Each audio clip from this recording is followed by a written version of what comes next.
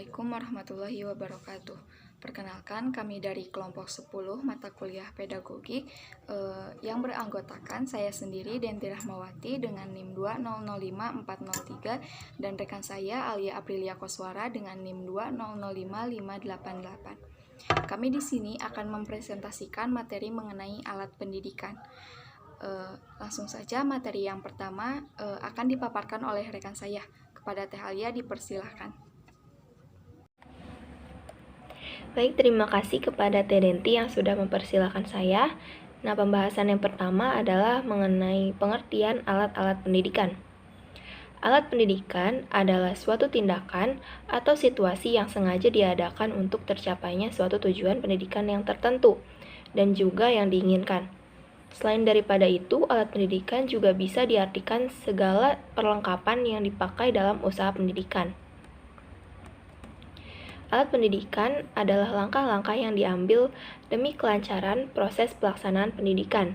Jadi, alat pendidikan itu berupa usaha dan perbuatan yang secara konkret dan tegas dilaksanakan, guna menjaga agar proses pendidikan bisa berjalan dengan lancar dan berhasil. Sementara itu, Ahmad D. Marimba memandang bahwa alat pendidikan itu dari aspek fungsinya, yaitu alat sebagai perlengkapan, alat sebagai pembantu mempermudah usaha mencapai tujuan, dan alat sebagai tujuan untuk mencapai tujuan selanjutnya. Menurut pendapat ini, alat pendidikan bisa berupa usaha atau perbuatan, atau berupa benda atau perlengkapan yang bisa memperlancar atau mempermudah pencapaian tujuan pendidikan. Selanjutnya ada macam-macam alat pendidikan. Nah, mengenai macam-macam alat pendidikan, kita dapat membedakan alat-alat pendidikan ke dalam dua golongan. Yang pertama ada alat pendidikan preventif. Alat pendidikan preventif ialah alat yang bersifat pencegahan. Tujuan alat pendidikan preventif itu diadakan agar mencegah anak sebelum ia berbuat sesuatu yang tidak baik, dan juga untuk menjaga agar hal-hal yang dapat menghambat atau mengganggu kelancaran dari proses pendidikan bisa dihindarkan. Misalnya, tata tertib, anjuran dan perintah, larangan dan pelaksanaan. Kemudian yang kedua ada alat-alat pendidikan represif. Alat pendidikan represif disebut juga alat pendidikan kuratif atau alat pendidikan korektif. Seperti namanya, korektif berarti mengoreksi. Alat pendidikan represif bertujuan untuk menyadarkan anak kembali kepada hal-hal yang benar, yang baik dan tertib. Alat pendidikan represif diadakan bila terjadi sesuatu perbuatan yang dianggap bertolak belakang dengan peraturan-peraturan atau sesuatu perbuatan yang dianggap melanggar peraturan. Misalnya pemberitahuan, teguran, hukuman, dan ganjaran. Namun, ada pendapat lain yang mengatakan bahwa alat-alat pendidikan yang bukan benda diantaranya, yaitu yang pertama ada pembiasaan. Pembiasaan adalah salah satu alat pendidikan yang penting sekali, terutama bagi anak-anak yang masih kecil. Sejak lahir, anak-anak harus dilatih dengan pembiasaan-pembiasaan dan perbuatan-perbuatan yang baik. Makin besar anak itu, kebiasaan yang baik harus tetap diberikan dan dilaksanakan. Pembiasaan yang baik penting artinya bagi pembentukan watak anak-anak dan juga akan terus berpengaruh kepada anak itu sampai hari tuanya. Adapun syarat-syarat pembiasaan antara lain, yang pertama, mulailah pembiasaan itu sebelum terlambat. Jadi sebelum anak itu mempunyai kebiasaan yang berlawanan dengan hal-hal yang akan dibiasakannya. Yang kedua, pembiasaan itu hendaknya terus-menerus atau berulang-ulang, dijalankan secara teratur sehingga akhirnya menjadi suatu kebiasaan yang otomatis. Untuk itu dibutuhkan pengawasan. Yang ketiga, pendidikan hendaknya konsisten, bersikap tegas dan tetap teguh terhadap pendirian yang telah diambilnya. Jangan memberi kesempatan untuk melanggar pembiasaan yang telah ditetapkan itu. Kemudian yang keempat, pembiasaan yang mula-mula mekanistis harus makin menjadi pembiasaan yang disertai kata hati anak itu sendiri. Hal itu mungkin jika secara berangsur-angsur disertai pula dengan penjelasan-penjelasan dan nasihat-nasihat dari si pendidik, sehingga makin lama timbullah pengertian dalam diri anak itu sendiri. Selanjutnya ada pengawasan.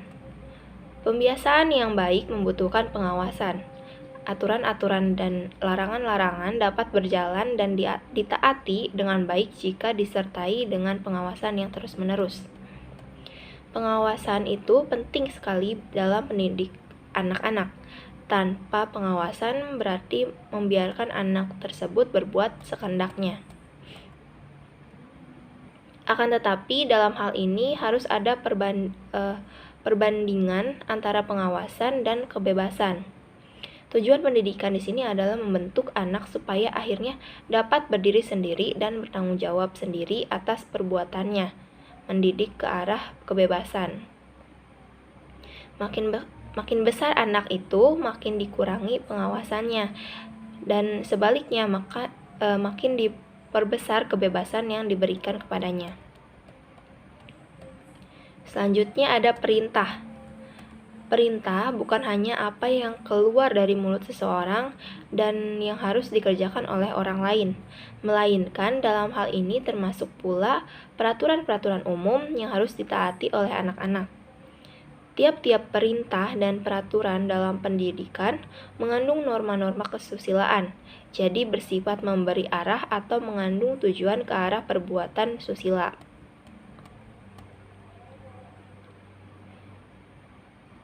Syarat-syarat memberi perintah. Yang pertama ada perintah hendaknya terang dan singkat. Jangan terlalu banyak komentar sehingga mudah dimengerti oleh anak. Yang kedua, perintah hendaknya disesuaikan dengan keadaan dan umur anak, sehingga jangan sampai memberi perintah yang tidak mungkin dikerjakan oleh anak-anak. Jadi, perintah tersebut hendaknya disesuaikan dengan kesanggupan anak tersebut. Nah, yang ketiga ada kadang-kadang kita perlu mengubah perintah menjadi permintaan sehingga tidak terlalu keras kedengarannya. Kemudian yang keempat, jangan terlalu banyak dan berlebihan memberi sebuah perintah sebab dapat mengakibatkan anak itu tidak patuh melainkan menentang. Yang kelima, pendidik hendaklah konsekuen terhadap apa yang telah diperintahkannya. Suatu perintah harus ditaati oleh seorang anak, berlaku pula bagi anak yang lain. Yang keenam, suatu perintah yang bersifat mengajak si pendidik turut melakukannya, umumnya lebih ditaati oleh anak dan dikerjakan dengan gembira. Selanjutnya ada larangan. Larangan biasanya dikeluarkan jika anak melakukan sesuatu yang tidak baik, yang merugikan atau yang membahayakan dirinya maupun orang lain. Tetapi, jika seorang ibu atau ayah yang sering melarang perbuatan anaknya, dapat mengakibatkan bermacam-macam sikap dan atau sifat yang kurang baik pada anak itu. Seperti contoh, keras kepala atau melawan, kemudian pemalu dan penakut, kemudian perasaan kurang harga diri, kurang mempunyai perasaan bertanggung jawab, pemurung atau pesimis, dan acuh tak acuh terhadap sesuatu. Selanjutnya ada keteladanan. Dalam pendidikan, alat pendidikan yang paling diutamakan adalah teladan. Menurut Al-Ghazali, seperti yang disitir oleh Fathiyah Hasan Sulaiman, terdapat beberapa sifat penting yang harus dimiliki oleh pendidik sebagai orang yang diteladani, yaitu amanah dan tekun bekerja, lemah lembut dan kasih sayang terhadap peserta didik, dapat memahami dan berlapang dada dalam ilmu dan terhadap orang-orang yang diajarkan, tidak rakus pada materi, berpengetahuan luas, istiqomah, dan memegang teguh prinsip Islam atau agama. Yang selanjutnya ada hukuman. Menurut Amir Dayen Indrakusuma menyebutkan bahwa hukuman adalah suatu perbuatan di mana kita secara sadar dan sengaja menjatuhkan nestapa kepada orang lain.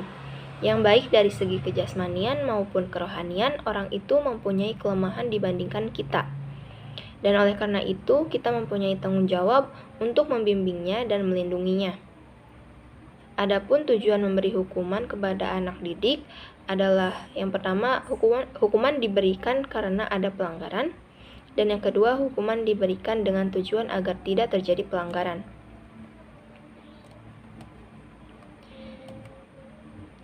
Dan yang terakhir ada ganjaran. Ganjaran adalah sebagai alat untuk mendidik anak-anak supaya anak dapat merasa senang karena perbuatan atau pekerjaannya mendapat penghargaan. Umumnya, anak mengetahui bahwa pekerjaan atau perbuatan yang menyebabkan mendapat ganjaran itu adalah hal yang baik. Pendidik bermaksud juga supaya dengan ganjaran itu anak menjadi lebih giat dalam usahanya untuk memperbaiki dan mempertinggi prestasi yang telah dicapainya. Contoh perbuatan atau sikap pendidik yang dapat merupakan ganjaran adalah sebagai berikut. Yang pertama ada guru mengangguk-angguk, tanda senang dan membenarkan suatu jawaban yang diberikan oleh seorang anak. Kemudian guru memberi kata-kata menggembirakan atau pujian. Selanjutnya ada pekerjaan biasa juga menjadi suatu ganjaran. Selanjutnya ganjaran yang ditujukan kepada seluruh kelas sangatlah perlu. Dan yang terakhir, ganjaran biasa juga berupa benda-benda yang menyenangkan dan berguna bagi anak-anak. Mungkin itu saja yang dapat saya sampaikan. Kurang lebihnya mohon maaf. Saya kembalikan lagi kepada Teh Denti yang telah memaparkan materinya. Kemudian materi yang selanjutnya yaitu mengenai alat pendidikan dari segi wujudnya. Yang pertama ada benda-benda sebagai alat bantu pendidikan atau hardware. Banyak sekali macamnya yang termasuk ke dalam benda-benda yang dianggap sebagai alat bantu pendidikan. Di antaranya mencakup meja, kursi, papan tulis, penghapus, kapur tulis, buku, peta, dan sebagainya. Kemudian yang kedua ada perbuatan pendidik atau software. Yang pertama teladan. Teladan merupakan segala tingkah laku, cara berbuat, dan berbicara yang ada pada diri pendidik yang kemungkinan akan ditiru oleh si anak didik tersebut. Dengan teladan ini lahirlah gejala identifikasi positif, yakni penyamaan diri dengan orang yang ditiru.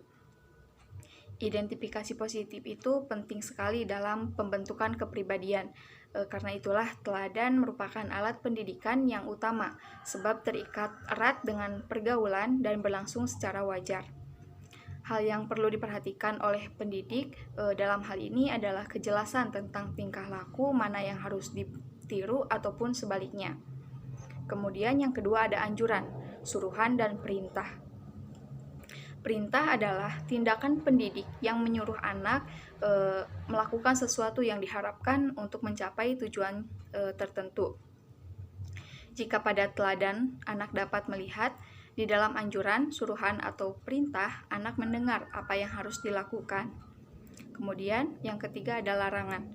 Larangan merupakan tindakan pendidik menyuruh anak didik supaya tidak melakukan sesuatu atau menghindari tingkah laku tertentu demi tercapainya tujuan pendidikan tertentu. Kemudian ada pujian dan hadiah. Pujian dan hadiah merupakan tindakan pendidik yang fungsinya memperkuat penguasaan tujuan pendidikan tertentu yang telah dicapai oleh anak tersebut. Hadiah dalam hal ini tidak mesti selalu berwujud barang, anggukan kepala dengan wajah berseri, menunjukkan jempol si pendidik, itu merupakan satu hadiah yang pengaruhnya besar sekali seperti memotivasi, menggembirakan, dan menambah kepercayaan dirinya. Kemudian ada teguran. Teguran ini merupakan tindakan pendidik untuk mengoreksi pencapaian tujuan pendidik oleh anak didik tersebut. Teguran dapat berupa kata-kata, tetapi juga dapat berupa isyarat-isyarat, misalnya pandangan mata, menunjuk dengan jari, dan sebagainya. Kemudian ada peringatan dan ancaman. Peringatan diberikan kepada anak yang telah beberapa kali melakukan pelanggaran dan telah diberikan teguran pula atas pelanggarannya. Dalam memberikan peringatan ini biasanya disertai dengan ancaman atau sanksi. Karena itulah ancaman merupakan tindakan pendidik mengoreksi secara keras tingkah laku anak didik yang tidak diharapkan dan disertai perjanjian jika terulang lagi akan dikenakan hukuman atau sanksi. Kemudian yang terakhir ada hukuman. Hukuman ini merupakan memberikan atau mengadakan nestapa atau penderitaan dengan sengaja kepada anak didik dengan maksud agar penderitaan tersebut betul-betul dirasakannya, bukan untuk menyiksa si anak didik tersebut, tetapi untuk menuju ke arah perbaikan. Materi selanjutnya yaitu karakteristik alat pendidikan.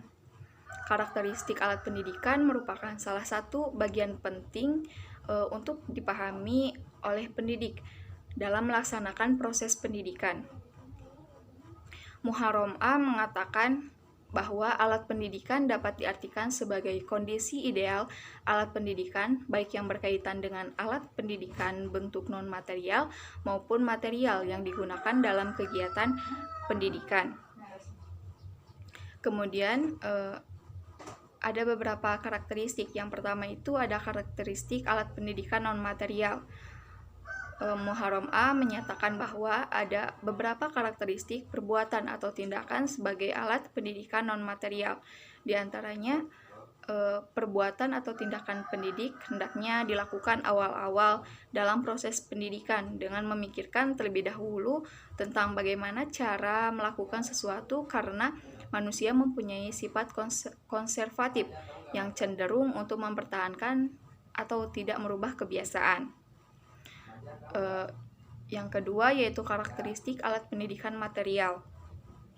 Muharram A meskipun mengatakan bahwa meskipun alat pendidikan kebendaan atau material seperti lahan, gedung, perabot, dan perlengkapan lebih berkaitan dengan kegiatan pendidikan di sekolah. Namun karena sifat pendidikan secara umum pun memanfaatkan pentingnya peran alat pendidikan berbentuk material, maka beberapa karakteristik berikut ini perlu dipahami dan dijadikan pertimbangan pendidik dalam menjalankan kegiatan pendidikan. Seperti alat pendidikan hendaklah terbuat dari alat yang kuat dan tahan lama dengan memperhatikan keadaan setempat.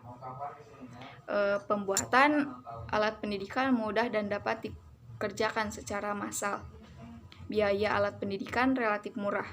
Kemudian alat pendidikan hendaknya enak dan nyaman bila ditempati atau dipakai sehingga tidak mengganggu keamanan pemakainya. Dan yang terakhir, alat pendidikan relatif ringan untuk mudah dipindah-pindahkan. Secara lebih rinci, syarat-syarat alat pendidikan yang harus diperhatikan pendidik adalah yang pertama, ukuran fisik terdidik agar pemakaiannya fungsi dan efektif. Kemudian yang kedua, bentuk dasar yang memenuhi syarat-syarat sebagai berikut. Yang pertama, sesuai dengan aktivitas terdidik dalam proses pendidikan. Kemudian yang kedua, kuat, mudah pemeliharaan dan mudah dibersihkan. Kemudian yang ketiga, mempunyai pola dasar yang sederhana, mudah dan ringkas untuk disimpan atau disusun. Kemudian yang terakhir itu fleksibel, sehingga mudah digabungkan dan dapat pula berdiri sendiri. Kemudian yang ketiga itu ada konstruksi perabot yang hendaknya memiliki beberapa syarat. Yang pertama itu kuat dan tahan lama, mudah dikerjakan secara massal, tidak terganggu keamanan terdidik, dan bahannya mudah didapat di pasaran dan disesuaikan dengan keadaan setempat. Materi selanjutnya yaitu mengenai penggunaan alat pendidikan agar optimal. Muharram A mengatakan bahwa penggunaan alat pendidikan dipengaruhi oleh kecakapan pendidik yang harus menyesuaikan dengan tujuan yang ingin dicapai. Dan sebagai pendidik, sebaiknya harus menghindari tindakan yang bersifat memaksa. Penggunaan alat pendidikan juga dipengaruhi oleh pribadi yang memakainya. Pemakai alat pendidikan juga harus dapat menyesuaikan diri dengan tujuan yang dikandung oleh alat itu. Penggunaan alat pendidikan mempunyai hubungan yang erat dengan sifat kepribadian pemakainya yang merupakan sifat khas dari alat pendidikan tersebut.